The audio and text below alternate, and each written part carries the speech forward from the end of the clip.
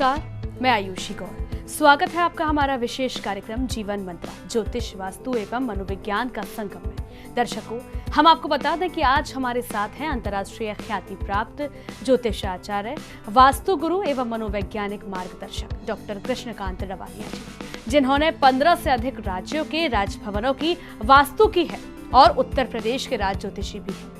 ये जंतु विज्ञान, ज्योतिष शास्त्र एवं मनोविज्ञान विषय में PhD की उपाधि प्राप्त है और इनका अनुभव इन क्षेत्रों में 23 वर्षों का है। तो चलिए गुरुजी से जानते हैं इस साप्ताहिक 22 जुलाई से 28 जुलाई तक के राशिफल में क्या है विशेष।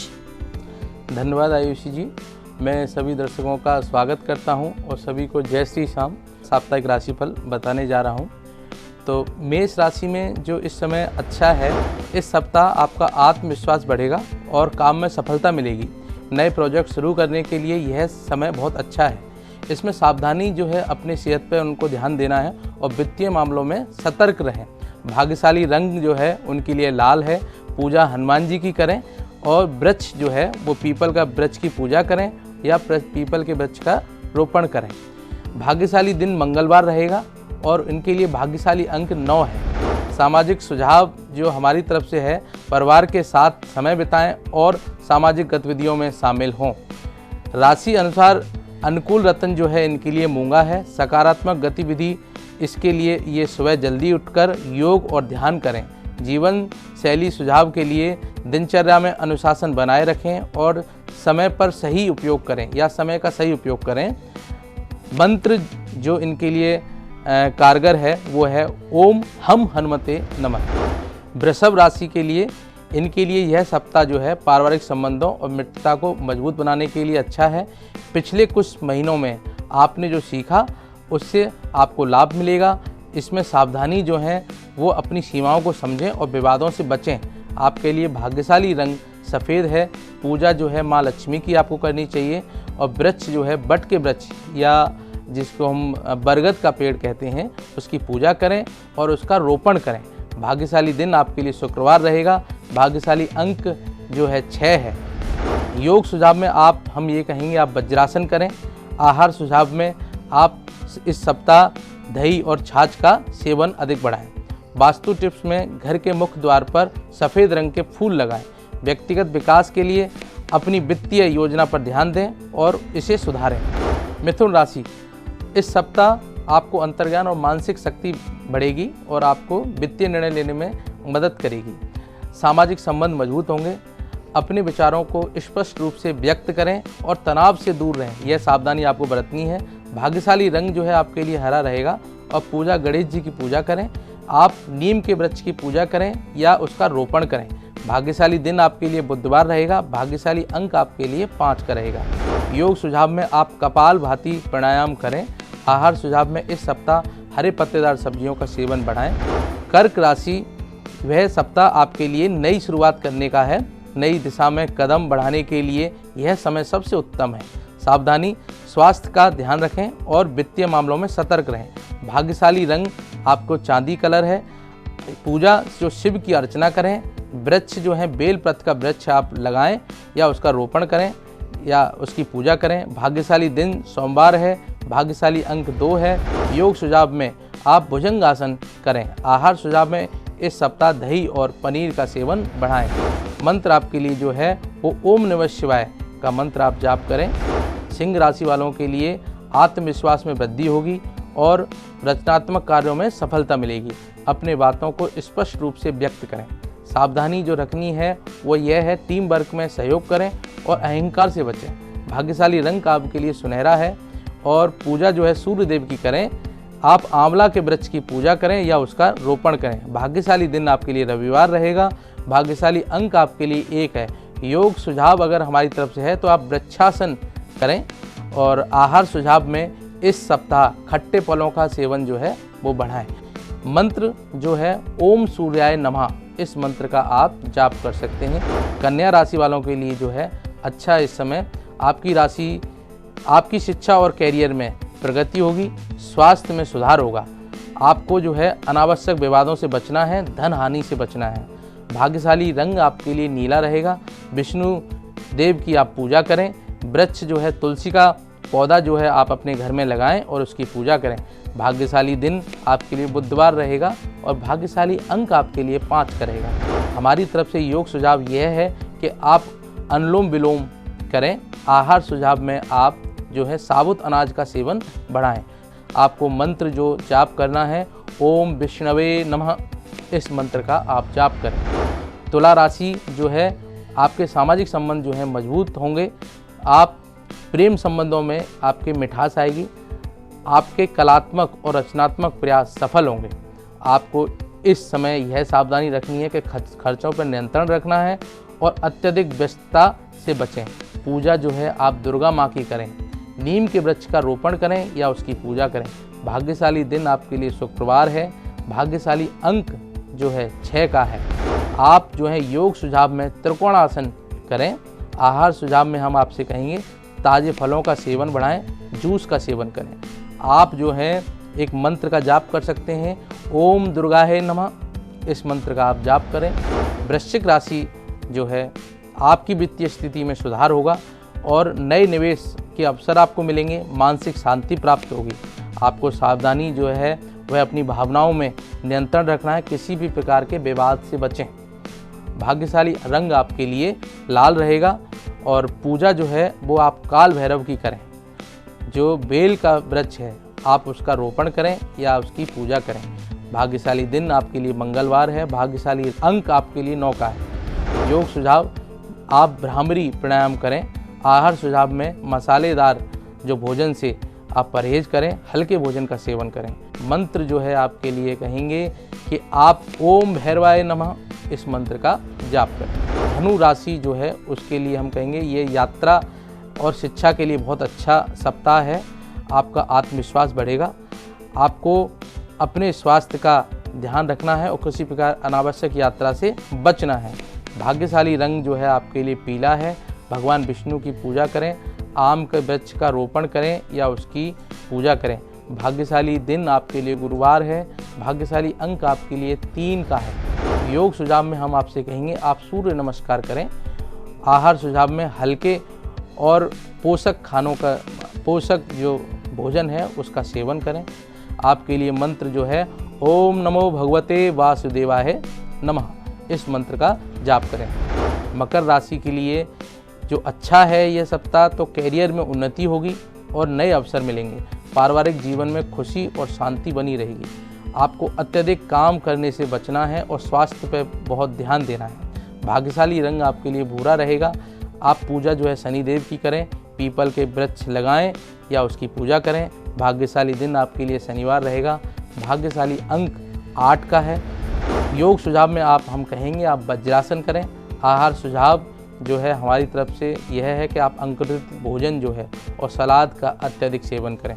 जीवन शैली सुझाव में हम आपसे कहेंगे नियमित दिनचर्या बनाएं और समय का सही सदुपयोग करें। आप इस मंत्र का ओम शनिश्चराय नमः, इस मंत्र का आप जाप करें। कुंभ राशि आपका सामाजिक दायरा बढ़ेगा और नए मित्र मिलेंगे। आपकी रचनात्मकता में वृद्धि होगी। आपको सेहत का विशेष ध्यान रखना है और अत्यधिक व्यस्तता से बचना है। आपके लिए भाग्यशाली अंक नीला है। शिव की उपासना करें। बेल के वृक्ष को आप लगाएं या उसकी पूजा करें। भाग्यशाली दिन आपके लिए शनिवार रहेगा। भाग्यशाली अंक आपके लिए 4 का है। अर्ध चंद्रासन करें। आप योग सुझाव में आहार सुझाव में ऐसे हरे पत्तेदार सब्जियों का सेवन करें।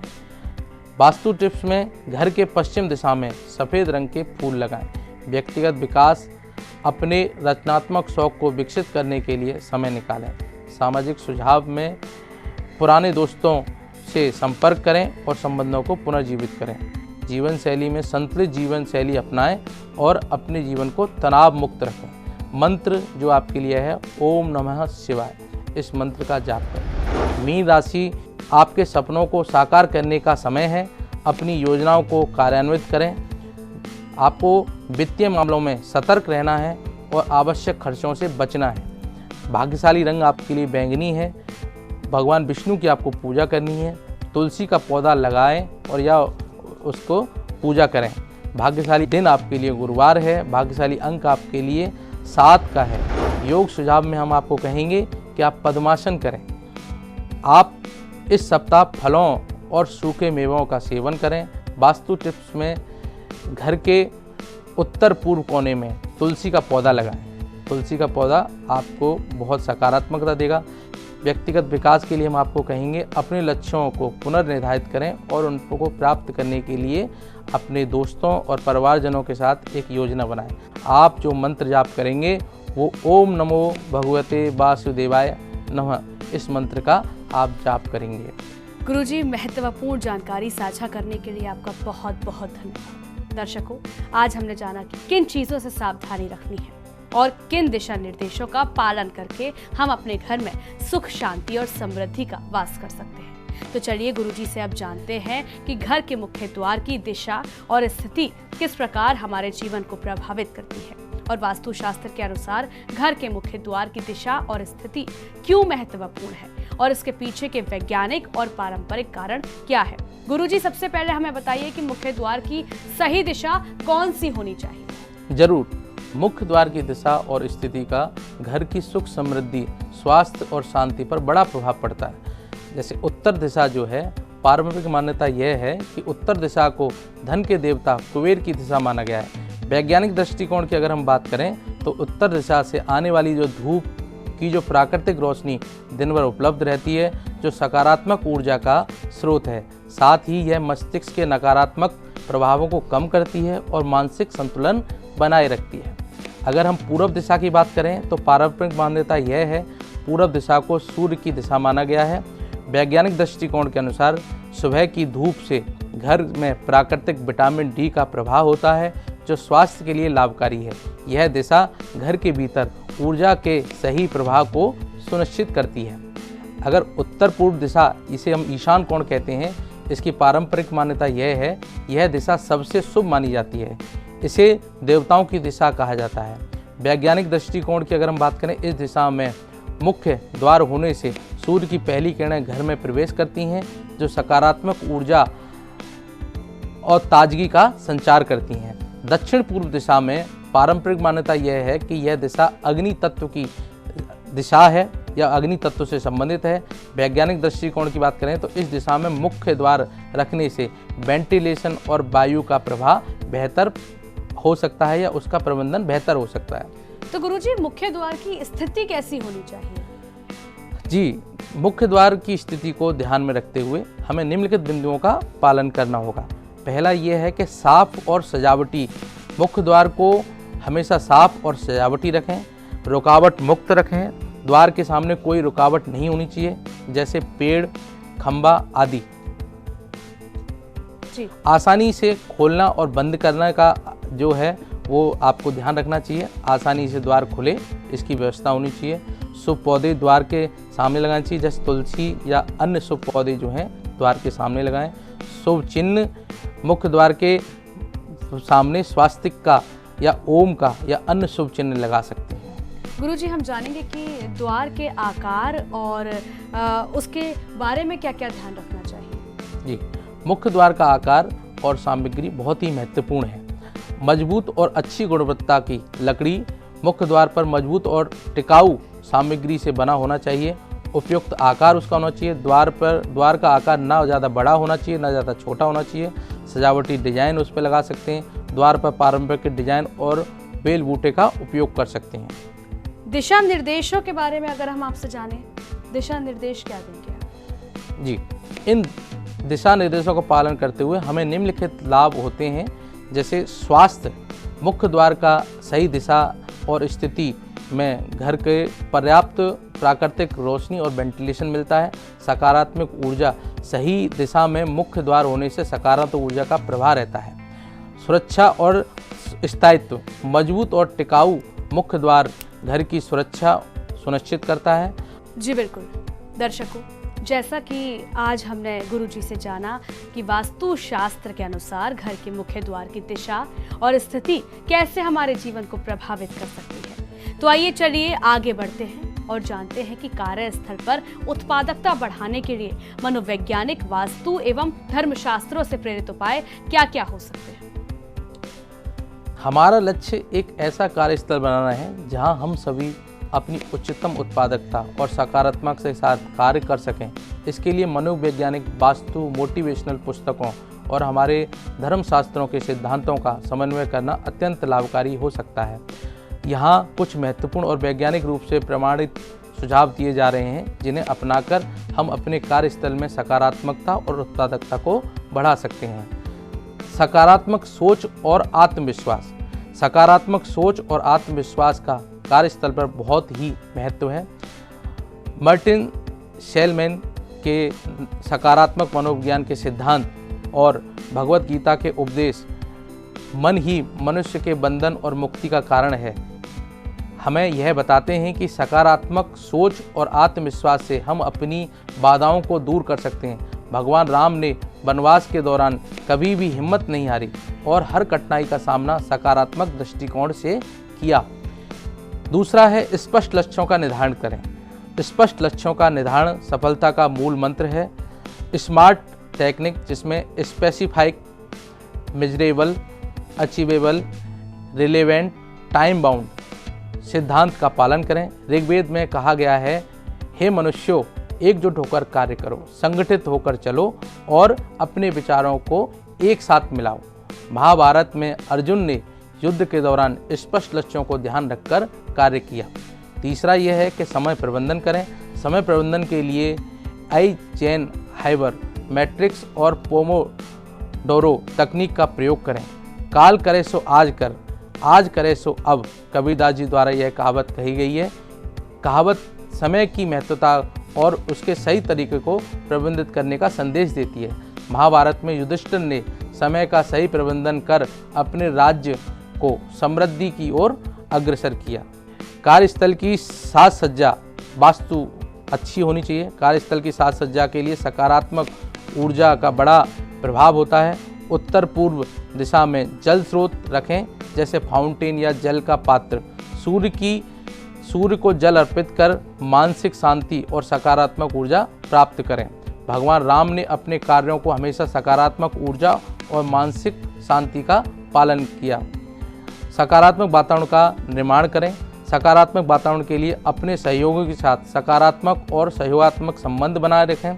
एकता में बल है, यह महाभारत में भी कहा गया है। भगवान राम ने अपने वनवास के दौरान सभी वनवासी और मित्रों का सहयोग प्राप्त किया और खुद भी उन्होंने उनका सहयोग किया।